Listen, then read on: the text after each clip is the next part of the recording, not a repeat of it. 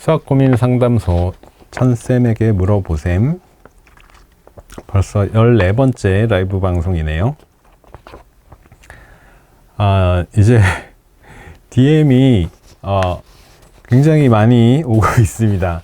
그래서 중복되는 질문 같은 경우는 좀 선별해서 그래도 그 전에 이제 말씀드린 거하고 좀 차이 나는 내용으로 방송을 준비하고 있고요. 그리고 제가 틈틈이 DM에 답변을 해드리는데 요즘 같은 경우는 제가 어제도 1시, 그제도 새벽 1시 반까지 사무실에서 촬영을 했어요. 그래서 최근에는 또 이제 그 따풀 동영상 강의 촬영하느라 너무 정신이 없어서 답변을 한 일주일 이상 잘 못 해드린 것 같습니다. 그래서 가능하면 틈틈이 하려고 하는데, 그래서 혹시나 답변을 못 받으시더라도 너무 섭섭해 하시지는 마시고요.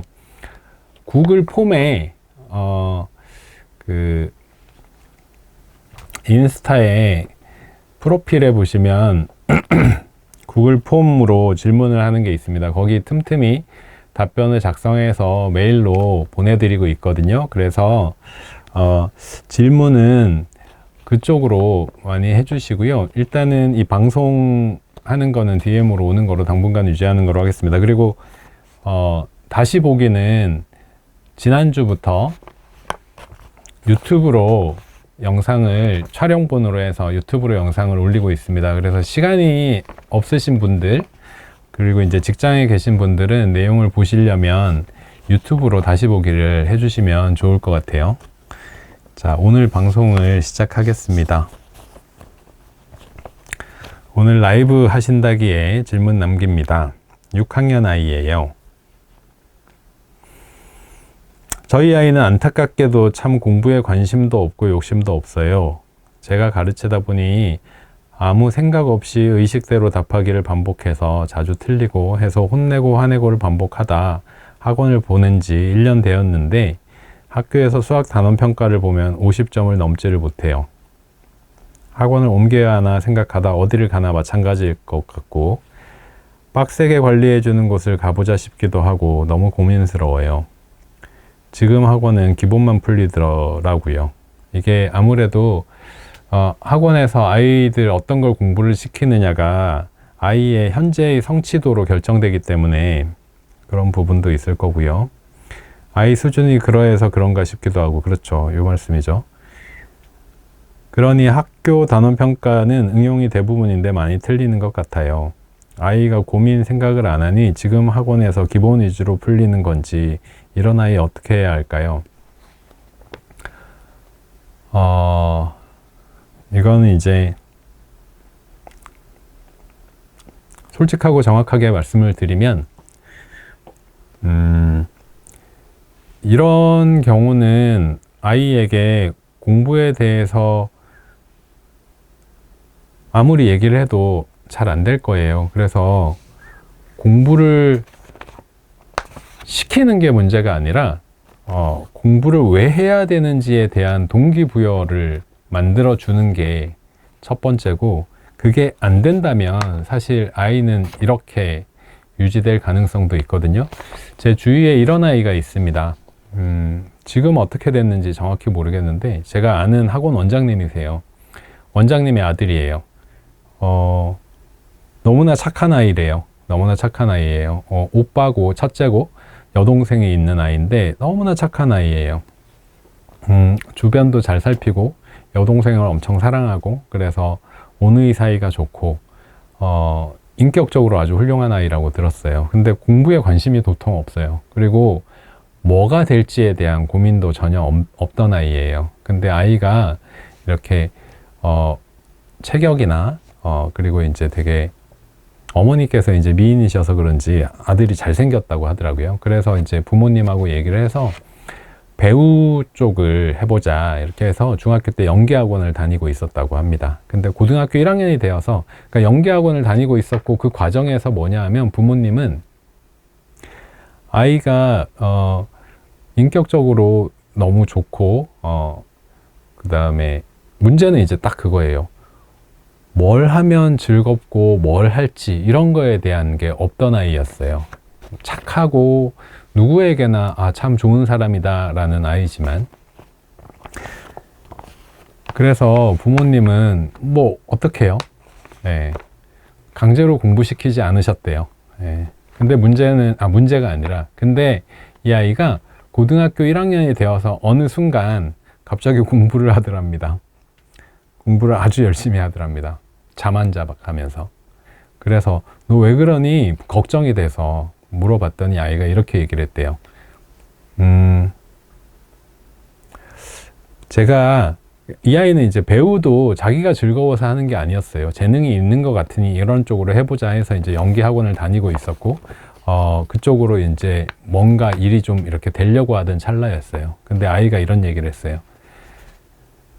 아직 제가 뭘 할지 정확하게는 모르겠는데, 제가 주위를 보고 친구들을 보니까 적어도 공부를 열심히 해서 뭔가는 공부를 해서 대학교에 가고 해야 주위 사람들이 절 인정해 줄 것 같아요. 그럴 것 같아서 늦었는지 모르겠는데 공부를 열심히 해보기로 했어요. 라고 갑자기, 예, 공부를 아주 못하던 아이였는데 공부에 관심이 없던 아이였던 거예요. 그러니까 공부를 못하던 아이가 아니라 공부에 아예 관심이 없던 아이였던 거예요. 그래서 이제 그 원장님이 저한테 아이가 걱정된다고 말씀을 해주셨어요. 제가 근데 그 아이가 결과가 어떻게 됐는지 모르거든요. 그리고 이제 원장님하고 연락을 안 한 지 벌써 한 5, 6년이 지나서. 근데 부모님은 이렇게 말씀하셨어요. 어머니는 너무 걱정된다고 하셨어요. 이미 때 늦은 걸 알기 때문에. 근데 아이가 도전해보고자 했으니까 도와줄 수 있는 건 도와주려고 한다, 이렇게 말씀하셨어요. 저는 사실 이 원장님하고 비슷한 아빠입니다. 네. 아이들에게 공부해야 되는 이유에 대해서 설명해주고 이야기해주고, 때로는 좀 매섭게 얘기하기도 하고, 저는 좀 단호한 아빠거든요. 그래서 아이들 핸드폰도 안 사줬었고, 지금은 있지만, 그렇지만 공부에 관심이 없거나 공부를 하기 싫어하는 아이에게 제가 아빠로서 공부는 일단 무조건 해야 돼 라고 얘기는 해줄 수 있지만, 공부를 안 하거나 못하는 것에 대해서 혼내거나 어떤 뭐랄까요, 쉽게 얘기하면 비난하듯이 혼내거나 그럴 수는 없다고 생각했어요. 지금 이제 이렇게 공부를 왜 해야 되는지, 공부에 관심도 없는 아이, 안타깝고 하지만 아까 같은 경우 나중에 고1이 되어서 공부해야 될 것 같아요. 하는 일이 생기지 않도록 이야기를 해주고, 잘 이야기해주고 아이를 인정해주고 하는 방법밖에 저는 없다고 생각해요. 솔직하게 말씀드리면. 그래서 동기부여 말씀을 드리는 거예요. 우리 나중에 뭐 할까? 너 나중에 어떤 걸 하고 사회에 나가서 성인이 되면 어떤 직업을 가지고 싶어? 이런 이야기들을 지속적으로 해줘서 아이가 말하자면 우리 이제 속된 말로 많이 하는 빨리 철드는 이런 부분들 외에는 전 없다고 생각합니다. 여기 이제 화도 내고 혼내기도 했다고 하시지만 아이는 잘 모를 거예요. 왜 혼나야 되는지도. 네. 공부를 해야 될 이유에 대해서도 잘 모르는데. 그래서 이제 근데 저 같은 경우도 비슷한 아빠라서 저희 큰아이가 초등학교 4학년 말 5학년 되면서 수학 공부며 하여튼 모든 공부를 안 하겠다고 선언했을 때 그래라. 그래, 네 뜻이 정 그렇다면. 아빠가 억지로 시킨다고 해서 될 공부도 아닐 거고, 예, 그렇게 했었고, 둘째 아이 같은 경우도 계속 지속적으로 얘기해주고 웃으면서 얘기해주고 설득하고 하지만 공부 안 하는 게 나쁜 거다라는 인식을 심어주지 않기 위해서 많이 노력을 했었고,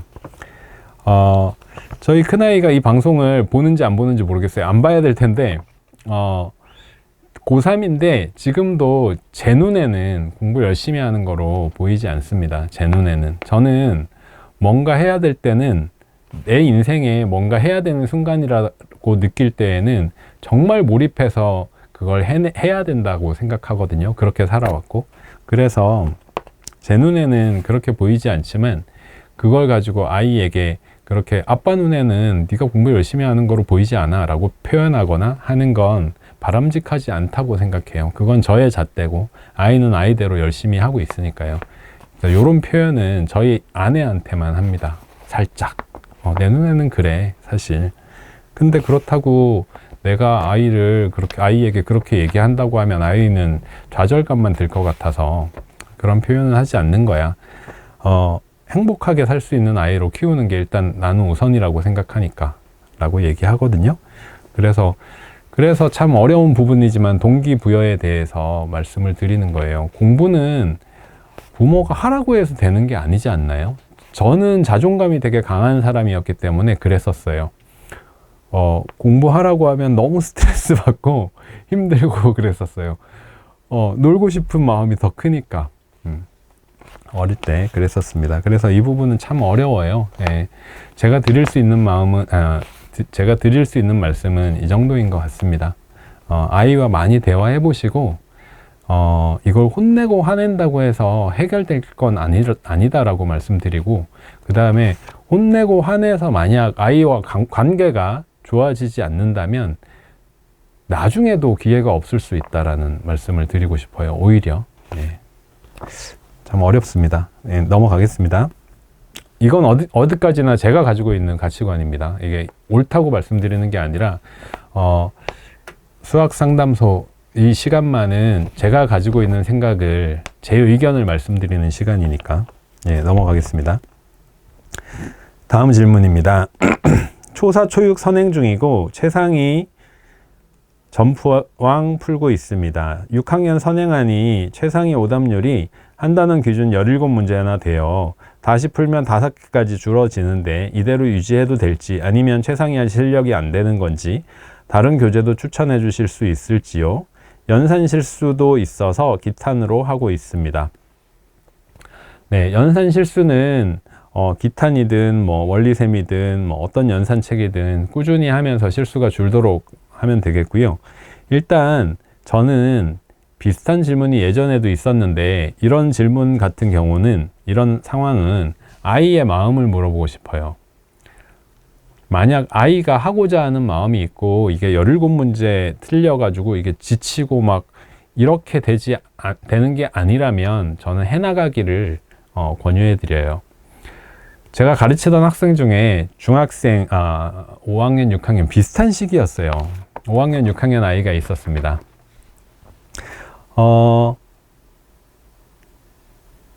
많이 틀렸어요. 다른 친구들보다. 그 반에 다른 친구들보다 많이 틀렸어요.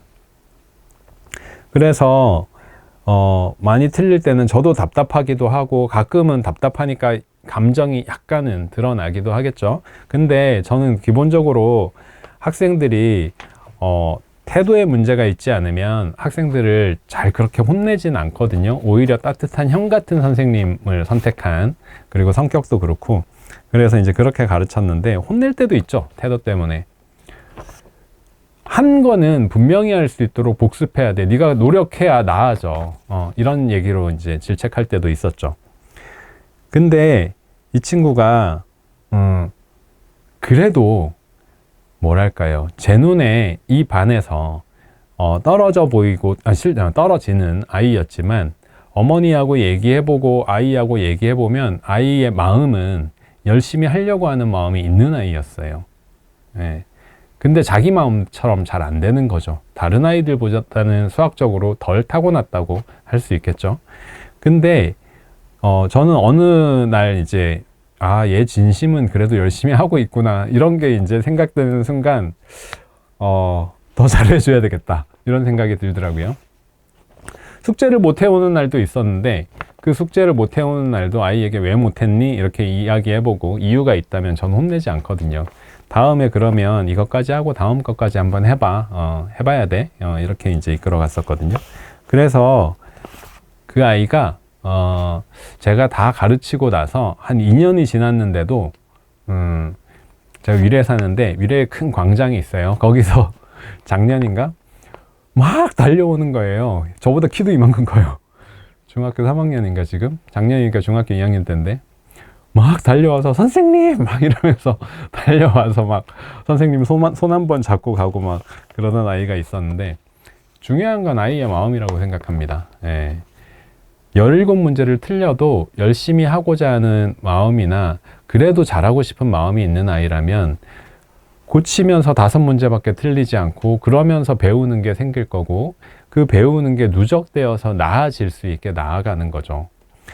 심화책을 공부하는 건 틀리는 문제들로부터 배우기 위해서 공부를 하는 거예요. 다만 제가 따라하면 풀리는 수학 이런 걸 이제 말씀드리는 건 그 심화책들이라는 게 문제 위주로 노출되어서 그 문제 위주로 아이들이 공부를 하면, 문제 위주라는 게 뭐냐 하면 어떻게 생각해야 되고 어떻게 접근해야 되고는 없고, 적고, 없다고 하기는 좀 그렇고요. 적고 그 문제들을 어떻게 풀어야 되는지는 결국 자기가 찾지 않으면 답안지를 봐야 되거나, 답안지도 되게 중학생 풀이처럼 되어 있거나 이런 경우도 되게 많거든요. 그래서 아이들의 눈높이에서 이것들을 어떻게 생각해야 되는지에 대한 학습이 부족해서 따라하면 풀리는 수학이라는 책을 만들기로 한 거고, 하기 때문에 어떻게 배울지가 더 중요한 거예요. 17문제 틀리는 건 그렇게 중요하지 않아요. 아이의 마음이 중요하고 그 다음에 어떻게 배워나갈지. 5문제로 줄어들면 그건 잘 한 거죠. 잘 안 거죠. 예. 이렇게 이해하시면 될 것 같습니다. 계속 해나가도 됩니다. 당연히. 아이의 마음이 중요합니다. 포기하지 않는 마음.